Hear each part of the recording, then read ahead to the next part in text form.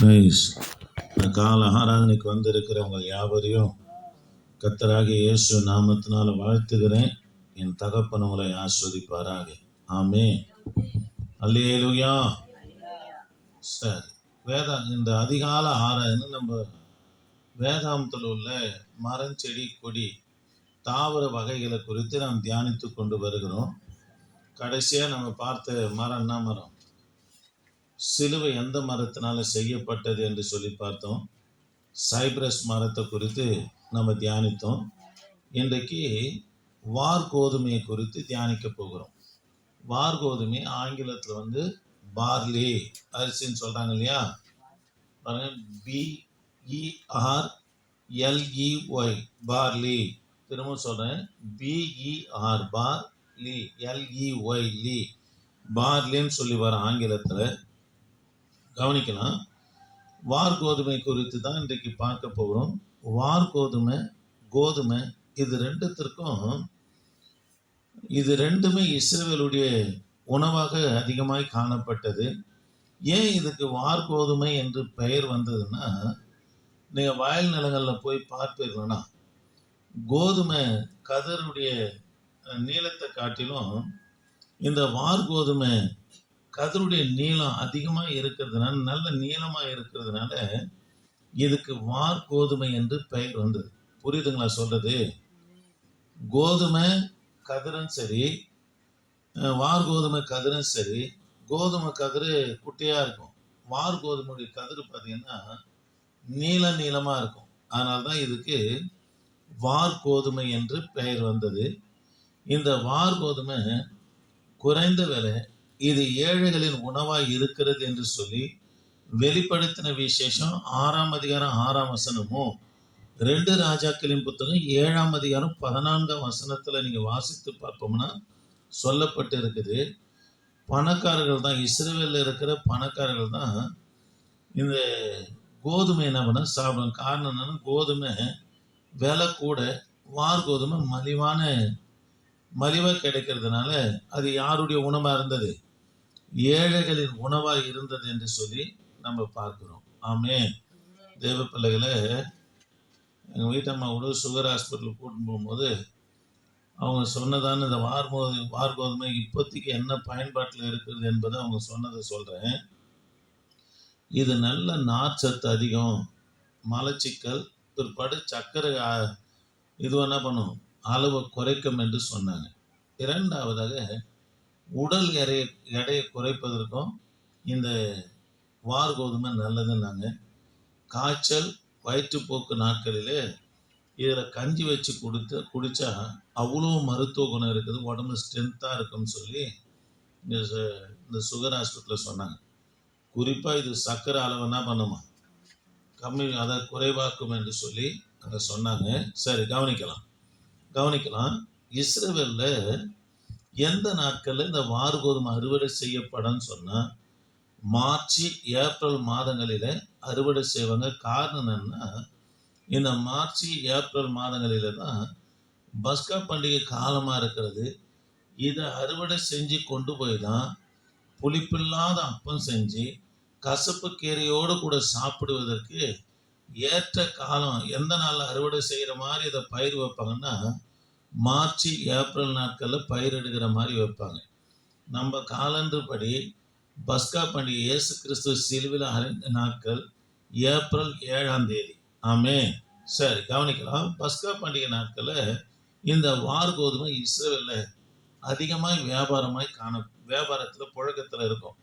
ரெண்டாவதாக பலி காணிக்கைக்கு தேவாலயத்துக்கு எதை கொண்டு போவாங்கன்னா இந்த வார்கோதுமையை தான் நம்ம கொண்டு போவாங்க. சரி, இந்த வார்கோதுமை வேதாகமத்தில் எங்கெல்லாம் பயன்படுத்தப்பட்டிருக்கிறது என்று நம்ம தியானிக்க போகிறோம்.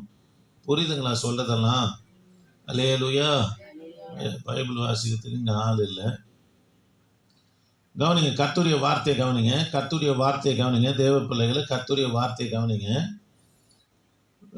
வேதாகமத்தில் கோதுமை காட்டிலும் அதிகமாய் பயன்படுத்தப்பட்ட வார்த்தை எதுன்னா வார்கோதுமை தான்.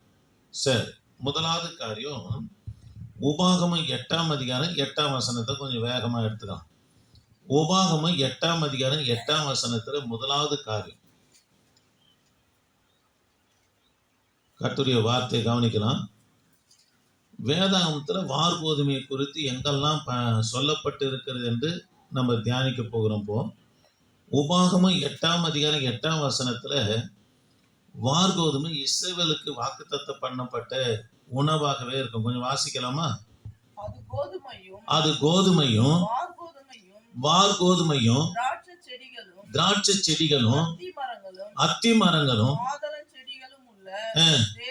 தேசம். பாருங்க, அது கோதுமையும் வார்கோதுமையும் அத்தி மரமும் மாதுளம்பழமும் இருக்கிற தேசம் என்று சொல்லி வார்கோதுமை இஸ்ரவேலுக்கு வாக்குத்தத்தம் பண்ணப்பட்ட உணவு என்று சொல்லி நம்ம பார்க்கிறோம். ஆமென். இரண்டாவது காரியம், என்னாகமம் 5ஆம் அதிகாரம், கொஞ்சம் வேகமா எடுத்துக்கலாம். என்னாகமம் 5ஆம் அதிகாரம் 15ஆம் வசனத்துல மனைவி பிறர் முகம் பார்த்து புருஷனுக்கு துரோகம் பண்ணி காரியம் மறைவாகவும் அல்லது சாட்சி இல்லாம இருக்குமானா அந்த கள்ள உறவு, கவனிக்கிறீங்களா? மனைவி பிறர் முகம் பார்த்து புருஷனுக்கு துரோகம் பண்ணி அந்த காரியம் மறைவாகவும் அல்லது சாட்சி இல்லாம இருந்தா, இயேசுனிடத்துல ஒரு பெண்ணை கொண்டு வராங்க. அவளை எப்படி பிடிச்சாங்க? கையும் களவுமா பிடிச்சாங்க. அது மறைவாகவும் இல்லை, சாட்சி இல்லாமே இல்லை. அது வெளிரங்கமா இருந்ததுனாலதான் கையும் களவும் சாட்சியோடு கூட அந்த பெண்ணை நம்ம கர்த்தரிடத்துல கொண்டு கையும் களவுமா பிடிக்கப்பட்ட அந்த விபச்சார ஸ்திரியை கொண்டு வராங்க. இங்க என்னாகமம் 5ஆம் அதிகாரம் 15ஆம் வசனத்துல மனைவி பிறர் முகம் பார்த்து புருஷனுக்கு துரோகம் பண்ணின காரியம் மறைவாகவும் சாட்சி இல்லாம இருந்தா, கவனிக்கிறீங்களா? அல்லேலூயா. கவனிங்க, கர்த்தருடைய வார்த்தை கவனிங்க. அல்லது அவள் களவாக பிடிக்கப்பட்ட இது உண்மையா அல்லது பொய்யா என்று இந்த சந்தேகத்தை தீர்ப்பதற்காக என்ன செய்யறாங்க பாருங்க. என்னாகமோ திரும்ப சொல்றேன், கவனிங்க. பிறர் முகம் பார்த்து மனைவி புருஷனுக்கு துரோகம் பண்ணின காரியம் இது மறைவாகவும் சாட்சி இல்லாம இருந்தா, அல்லது அவள் களவாக பிடிக்கப்பட்ட கையங்களவுமா பிடிக்கப்பட்டா அது உண்மைதானா அல்லது பொய் என்று இந்த சந்தேகத்தை தீர்ப்பதற்கு என்ன காரியம் பயன்படுத்துறாங்க பாருங்க வேதத்துல. 5:15 வாசி மெஸ்ஸி. அந்த புருஷன் அந்த ஆசாரியனிடத்தில் அழைத்து கொண்டு வந்து அவள் நிமித்தம் ஒரு எப்பா அளவான வார்கோதுமை மாவிலே 10 படைப்பாயாக. சரி, கவனிக்கலாம். இந்த சந்தேகத்தை தீர்ப்பதற்கு இது உண்மைதானா உண்மை இல்லையா என்று தன் மனைவி குறித்து சந்தேகத்தை தீர்ப்பதற்காக அவள் இந்த பாவம் செய்யவில்லை என்று சுத்திகரித்து வீட்டுக்கு அனுப்புவதற்காகவும், நீங்க 21ஆம் வசனத்தை வாசித்து பார்ப்போம்னா, அவ பாவம் செய்யலைன்னா இந்த மாவுல கொஞ்சம் தண்ணீரை ஊற்றி அவளை சுத்திகரிச்சு என்ன பண்ணுவாங்க? வார்கோதுமை மாவுல அனுப்பிடுவாங்கன்னு சொல்லி வசனம் இருக்குது. இல்லை, அவள் இந்த பாவம் செய்தவளாக இருப்பாரானா அவளுக்கு சாபமான வார்த்தையை யாரு கூறுவான்னா ஆசாரியம் கூறுவான். 21ஆம் வசனத்தை வாசிக்கலாமா? பாருங்க, உன் இடுப்பு சூம்பவும். அதாவது இடுப்பு சூம்பவும் சொன்னா ஏந்துக்க முடியாத மாதிரி ஆகிடுவார். முதுகு எலும்பு தான் எதுக்கு மனுஷனாவா இருக்குது? அது நிற்பதற்கும் உட்கார்வதற்கும் ஏந்துவதற்கும் ஏற்றது என்னது? முதுகு எலும்பு தான். இப்போ இடுப்பு எலும்பை கத்தனை பண்றான், சூம்பவும் எழுந்துக்காதபடி ஆக்கிடுவாருன்னு சொல்லி ஆசிரியர் சாபமான வார்த்தையை சொல்றாரு. பாருங்க என்ன வாயிடும்? வயிறு வீங்கவும் பண்ணி. இந்த பாவத்துல இருக்கிறவங்க பாத்தீங்கன்னா ஊர்லயும் சரி சமுதாயத்திலும் சரி அரசியலும் சரி கொடி கட்டி பறப்பாங்க. கொஞ்ச நாள்ல பார்த்தீங்கன்னா இடுப்பு சூம்பி போடும், வயிறு வீங்கி போடும். வயிறு வீங்கி போடும். அப்புறம் என்ன நடக்குது பாருங்க.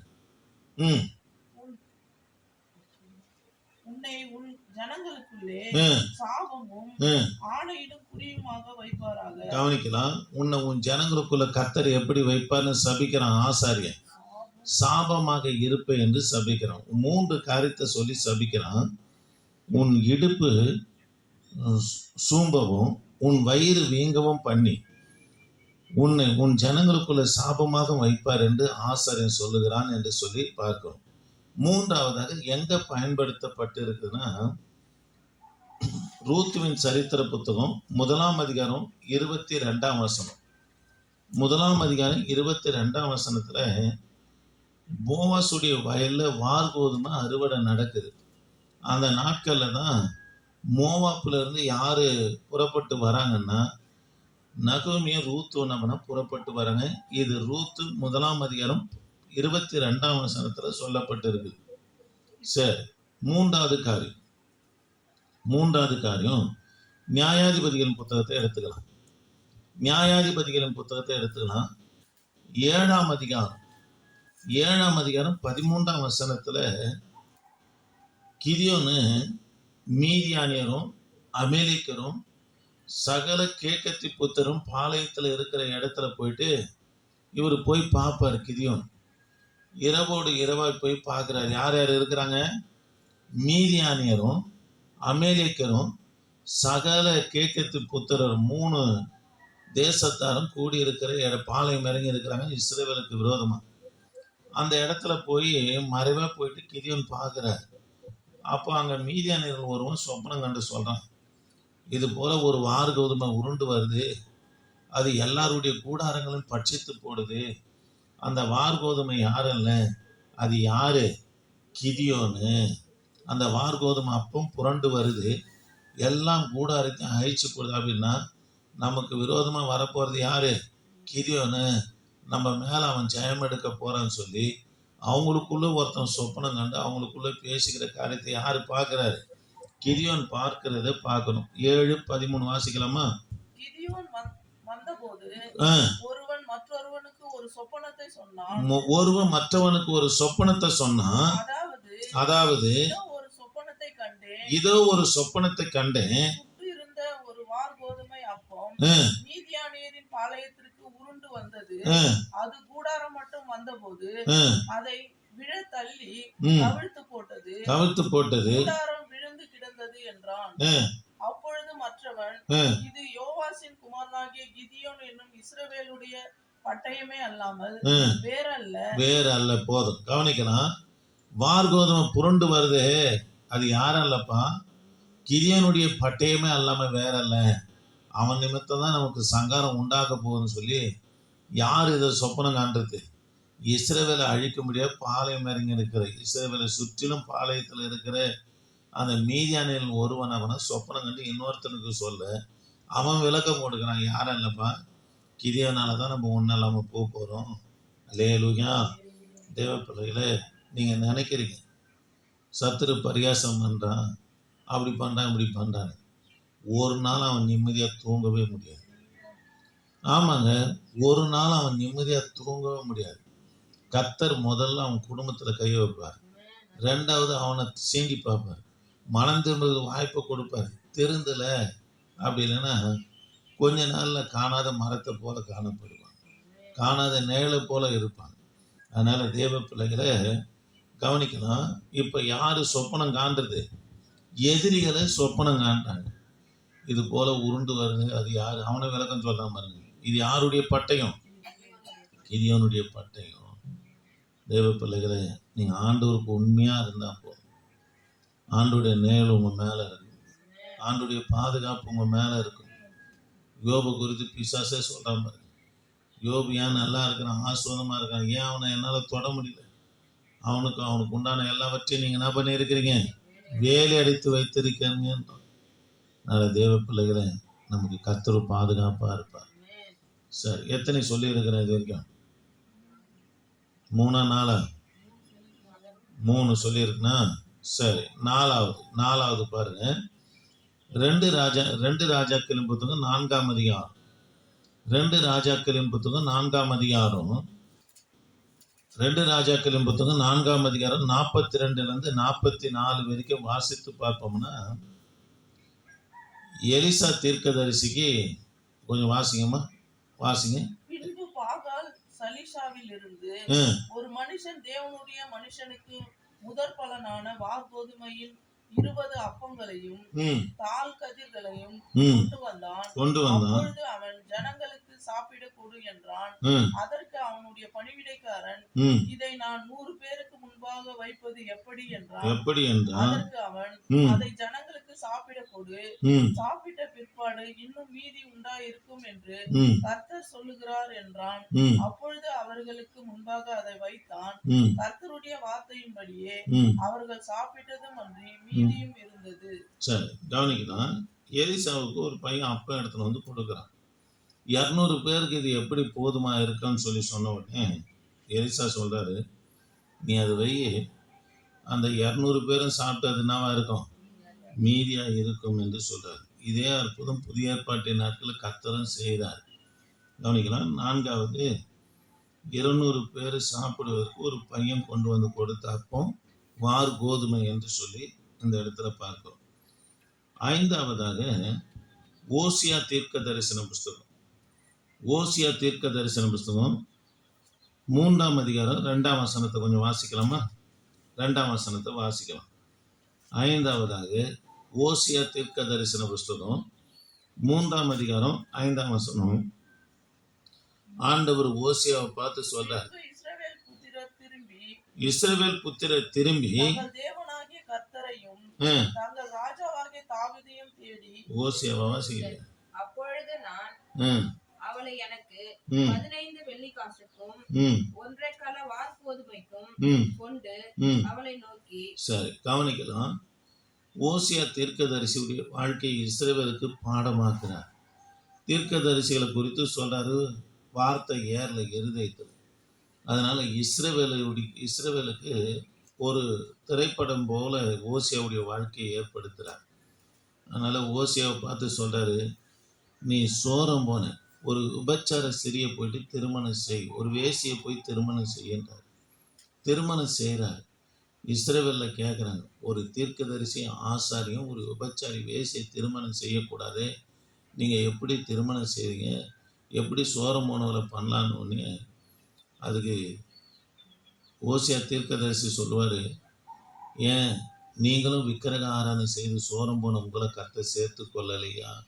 யாருடைய வாழ்க்கை பாடமாகுது? ஓசியாவுடைய வாழ்க்கை பாடமாகுது. பிற்பாடு 3 குழந்தை பெற்றெடுத்த பிற்பாடும் பாவ இச்சை பாருங்க, உலக ஆசை, தான் புருஷனை விட்டுனவனை புறப்பட்டு போயிட்டார். திரும்பவும் சோரம் போனான். விபச்சார வாழ்க்கையில் இருக்கிறார். இருக்கும்போது ஓசியா தீர்க்கதரிசி ஒரு சந்தையில் பார்க்குறார். கிழிந்த வஸ்திரத்தோடு பைத்தியமாக உட்காந்து இருக்கிறார். ஓசியாவை பார்த்தோன்னே ஓடியாந்து காலில் விழுந்தோடனே ஓசியா அவளை மீட்பதற்காக எவ்வளோ கொடுக்குறாருன்னா, கவனிங்க, 15 வெள்ளிக்காசும் 1 கலங்க கோதுமையை வார்கோதுமையை கொடுத்து நம்மனா அவளை மீட்கிறார்.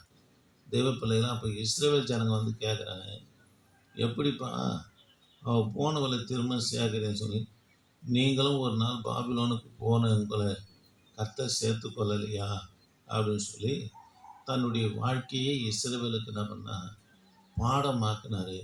அதுக்கு ஓசியா தன்னை ஒப்பு கொடுத்தார். எவ்வளோ அவமானப்பட்டு இருப்பார் பாருங்க. ஒரு விபச்சார ஸ்திரியை கூட்டின்னு போகும்போது வரும்போதும் கேலியும் கிண்டலும் கூத்தம் பண்ணியிருப்பாங்க. பார்வை வித்தியாசமாக மற்றவருடைய பார்வை அவருடைய மனைவி மேலே பட்டிருக்கும். எவ்வளோ வேதனை இதெல்லாம் அனுபவிச்சிருப்பார் பாருங்க. கர்த்தருடைய சித்தத்துக்கு தன்னை ஒப்பு கொடுத்தார். ஆமே தேவ பிள்ளைகளே. 5வது காரியம், ஓசியா தன்னுடைய மனைவியை மீட்க 15 வெள்ளிக்காசும் மற்றும் 1 கல கோதுமை கொடுத்து நபனர் தன் மனைவியை மீட்டார் என்று சொல்லி பார்க்கணும். 7வது ஒரு காரியத்தை சொல்லி முடிக்கிறேன். இதுக்கு எவ்வளோ காரியம் இருக்குது, நேரம் இல்லை. யோவான் சுவிசேஷ புத்தகம் 6ஆம் அதிகாரம் 9ஆம் வசனம். 6ஆம் அதிகாரம் 9ஆம் வசனத்தில் 2 மீன் 5 அப்பத்தை 5000 பேர் சாப்பிட்றாங்க. 12 கூட நிறைய என்ன எடுக்கிறாங்க, துணிக்கு எடுக்க முடியாது செய்கிறாங்க. அது வேற ஒன்றும் இல்லை, அதுவும் வார்கோதுமை தான். உங்களுக்கு சொன்னேன், அது யாருடைய உணவாக இருந்தது? இல்லை இல்லை, அது ஏழைகளின் உணவாக இருந்தது. வாசிங்க. இங்கு ஒரு பையன் இருக்கிறான், ம் அவன் கையில் ம் 5 வார்கோதுமை அப்பங்களும். சரி, அந்த பையன் பேர் வந்து இயேசு தான். இயேசு அவன் கையில் இருக்கிற வார்கோதுமையை அந்திரேயா போயிட்டு 2 வார்கோதுமை அப்பத்தை வாங்கிட்டு வந்து 5 வார்கோதுமை அப்பத்தை வாங்கிட்டு வந்து 2 மீனை எடுத்துன்னு வந்து கொடுக்குறாங்க. கொடுத்தவனே ஏசப்பா வானத்தை அண்ணாந்து பார்த்து ஸ்தோத்திரம் பண்ணிட்டாரு. ஏறக்குறைய 5000 புருஷர்னா சொல்லியிருக்கிறேன். 20 வயதுலேருந்து 40 வயதுக்குள்ளே இருக்கிறவங்க புருஷர். பிள்ளைங்க ஸ்திரீங்க அதுக்கு மேல் வயதுக்கு மேற்பட்டவங்க இருந்தாங்க, உட்பட்டவங்க இருந்தாங்க. இவங்க எல்லாம் சேர்த்து 15,000 பேர் சாப்பிட்டாங்க. சாப்பிட்டு மீதுமாய் 12 நிறைய கூட வார்கோதுமை மீனை எடுக்க முடியாது கர்த்தர் செய்தார். ஆமே. தேவ பிள்ளைகளே, இன்னைக்கு வார்கோதுமையை குறித்து நம்ம பார்த்தோம். கோதுமையை காட்டிலும் வார்கோதுமை தான் வேதாந்தத்தில் அதிகமாய் பயன்படுத்தப்பட்ட ஒரு உணவு. அது மாத்திரம் இல்லை, இந்த வார்கோதுமை இஸ்ரவேலுக்கு வாக்குத்தத்தம் பண்ணப்பட்ட உணவாகவும் இருக்கிறது என்று சொல்லி நம்ம பார்த்தோம். முழங்கால் படியில்லாமா ஜெபிக்கலாம். கிருபையின் தேவனே, நாங்கள் உம்மை துதிக்கிறோம். வந்ததான ஒவ்வொரு பிள்ளைகளுக்காய் ஸ்தோத்திரம் ஐயா. வந்ததான ஒவ்வொரு பிள்ளைகளுக்காய் ஸ்தோத்திரம். என் தகப்பை நீங்க ஆசீர்வதிங்க ஆண்டவரே. இந்நாளிலே தாவர வகைகளிலே ஆண்டவரே வார்கோதுமையை தியானிக்க என் தகப்பனே நீங்க பாராட்டி நம்முடைய இரக்கத்துக்காக தயவுக்காக ஆண்டவரே நாங்கள் நன்றி செலுத்துகிறையா. உமக்கு நன்றி செலுத்துகிறையா. தொடர்ந்து உங்களுடைய பிரசன்னம் இருக்கட்டும். இந்த கான்ஃபரன்ஸ் லைனில் இருக்கிற பிள்ளைகளுக்காக ஸ்தோத்திரம் ஆண்டவரே. யூடியூப்பில் கேட்குற பிள்ளைகளுக்காக ஸ்தோத்திரையா. தொடர்ந்து உமது கரை இருக்க உதவி செய்யும். இயேசு நாமத்தை ஜெபிக்க நல்ல பிதாவே, ஆமென். என் ஆத்துமாவே கர்த்தரை ஸ்தோத்திரி, என் மூலமே கர்த்தருடைய பரிசுத்த நாமம். என் ஆத்துமாவே கர்த்தரை ஸ்தோத்திரி, அவர் செய்த சகல மகிமை. ஆமென். அல்லேலூயா.